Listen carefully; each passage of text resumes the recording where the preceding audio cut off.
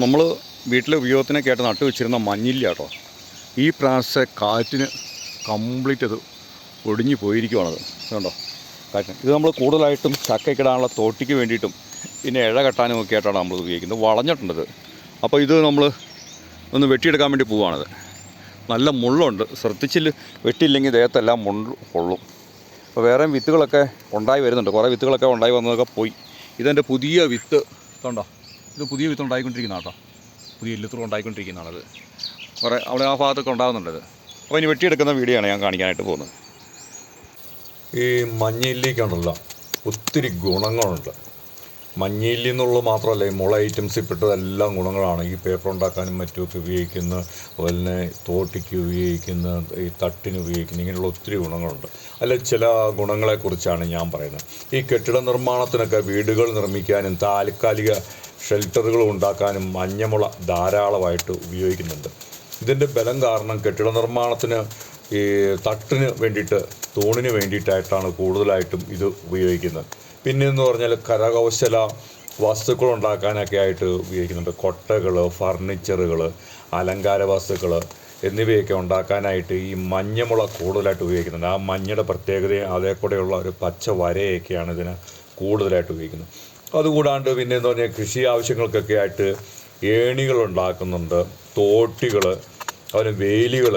ഈ മണ്ണൊലിപ്പ് തടയാനായിട്ട് മഞ്ഞമുളയുടെ ആഴത്തിലുള്ള വേരുകൾ മണ്ണൊലിപ്പ് തടയാനായിട്ടൊക്കെ സഹായിക്കുന്നുണ്ട്. അങ്ങനെ മണ്ണിടിച്ചിലുള്ള സ്ഥലങ്ങളിലൊക്കെ ഇത് കൂടുതലായിട്ട് നട്ടുവെക്കും. അതുകൂടാണ്ട് നദികളുടെയും പുഴകളുടെയും തീര സംരക്ഷണത്തിനായിട്ട് ഇത് കൂടുതലായിട്ട് ഈ പുഴയും തോടും അങ്ങനെയുള്ള സ്ഥലങ്ങളിലൊക്കെ ഇത് കൂടുതൽ നട്ടുവെച്ചതായിട്ടൊക്കെ നമുക്ക് കാണാൻ പറ്റും. പിന്നെ ഇത് വനത്തിൽ ഏറ്റവും കൂടുതലായിട്ട് ഉള്ളതെന്ന് പറഞ്ഞാൽ ഈ കാട്ടാനകൾക്ക് ഇഷ്ടപ്പെട്ട ഒരു ഭക്ഷണമാണ് ഈ മുള. ഇതെല്ലാം അത് വലിച്ച് പറിച്ച് ചവിട്ടി ഒടിച്ച് അതിന് വേനൽക്കാലങ്ങളിൽ ഏറ്റവും കൂടുതലായിട്ട് അതിന് ഭക്ഷണമായിട്ട് ലഭിക്കുന്നതെന്ന് പറഞ്ഞാൽ ഈ മുളയാണ്. ഈറ്റ ഐറ്റംസ്, ഈ മുള ഐറ്റംസിൽപ്പെട്ട സാധനങ്ങളാണ് ഏറ്റവും കൂടുതലായിട്ട് ഈ വനത്തിലെ ആന അതുപോലുള്ള ജീവികളൊക്കെ ഭക്ഷണത്തിനായിട്ട് പ്രധാന ആഹാരമായിട്ട് വേനൽക്കാലങ്ങളിൽ ഉപയോഗിക്കുന്നത്.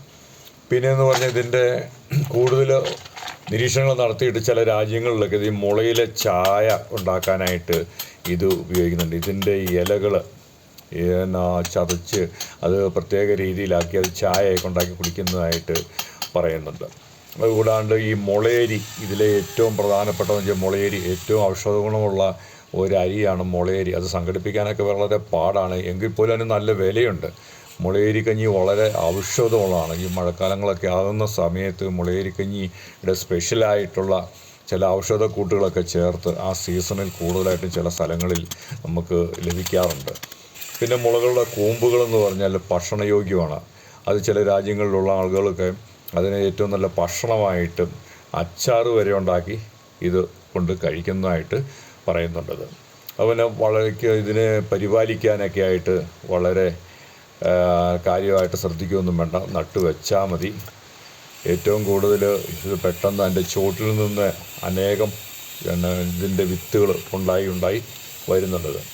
വേഗത്തിൽ വളരുന്ന ഒരു സസ്യമാണ് ഈ മുളയെന്ന് പറയുന്നത്. ഞാനിപ്പോൾ ചെയ്യുന്നതെന്ന് പറഞ്ഞു കഴിഞ്ഞാൽ ഇത് എനിക്ക് വേണ്ടിയിട്ട് ഗോണി അല്ല തോട്ടിയാണ് ഞാനിപ്പോൾ ഉണ്ടാക്കുന്നത്. അതിന് വേണ്ടിയിട്ട് നമ്മൾ ചൂടാക്കിയിട്ട് വളവുണ്ട്. ആ വളവ് നിവർത്തുന്നതിന് വേണ്ടിയിട്ടാണ് നമ്മൾ ചൂടാക്കിയിട്ട് അതൊരു കല്ല്, നല്ല വെയിറ്റുള്ള കല്ലുകളൊക്കെ നമ്മൾ എടുത്തു വെക്കുവാണിത്. കാരണം വെച്ച് കഴിഞ്ഞാൽ ഇതിന് നമുക്ക് ചക്ക പറിക്കാനോ മാങ്ങ പറിക്കാനോ പാക്ക് പറിക്കാനോ ഇങ്ങനെ ഉയരത്തിലുള്ളതെല്ലാം പറിക്കാനായിട്ട് നമുക്ക് ഇത് സഹായിക്കും. അതിന് വേണ്ടിയിട്ട് ഇതിന് വളവുണ്ട്. ആ വളവ് നൂർക്കുന്നതിന് വേണ്ടിയിട്ട് നമ്മൾ ചൂടാക്കിയതിന് ശേഷം ഇതുപോലെ വെയിറ്റുള്ള കല്ലുകളൊക്കെ എടുത്ത് അതിൻ്റെ മുകളിലങ്ങ് വെച്ചാൽ മതി. ഏകദേശം ഒരാഴ്ച കഴിയുമ്പോഴത്തേക്ക് ഇത് പച്ചയാണത്. പച്ച ആയതുകൊണ്ട് ഇത് ഉണങ്ങി വരുന്ന സമയത്ത് ഇത് ശരിക്കും നൂർന്ന് ഇതുപോലെ നല്ല വടി പോലെ ഇരിക്കും. അതിന് വേണ്ടിയിട്ട് എങ്ങനെയുണ്ട് ഈ ഒരു തോട്ടിക്ക് വേണ്ടിയിട്ടാണ് ഇന്ന് നമ്മുടെ വീഡിയോ എടുത്തത്. Okay, thanks.